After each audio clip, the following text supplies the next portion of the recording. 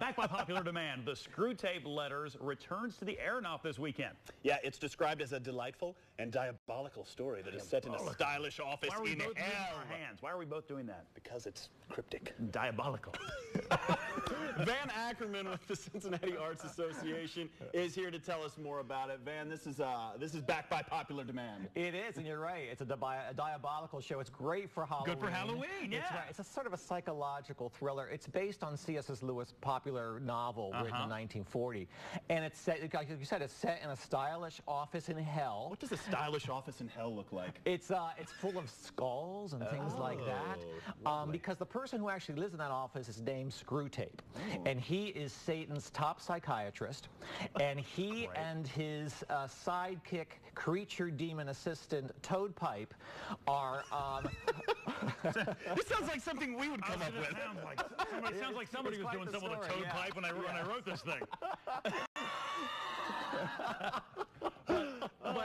Well, they're training the apprentice demon, Wormwood, on how to basically ruin the life of a human down on Earth by teaching that person the 7 deadly sins and how to commit them. Wow. So that's kind of what the story's about. That's and deep. Screwtape is dictating these letters to Toad Pipe, and that's where the name of the play comes from. Well, it's funny because normally when you're talking about C.S. Lewis, you're not talking about this kind of story. I mean, it's Lion, the Witch, and the Wardrobe. You tend to think more of the heroes and that kind of thing. This is a different kind of fantasy. He also likes to sort of delve in darkness too, which is kind of what those stories are about. And he's probably the 20th century's most famous Christian writer also. Right. So really all of his stories and all of his novels really dealt with moralistic themes, which is what this play really is about. And when you're talking about it from the demon's perspective, is this something you can even think about bringing kids to, or not no way? Sure, it's actually wickedly funny also, and very tingly in many, many ways.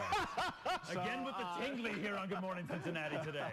So it's fun. I mean, it really does deal with moral issues. Like I said, it is very funny, and it really makes you think about where you are at in the moral spectrum. Wow. So really what it could do with families, you could create great conversation with your kids afterwards about what's right, what's wrong. There's some great stuff in the show. Lessons. Yeah, lessons to be learned, exactly. But it is very funny, too. When was the last time this was in town?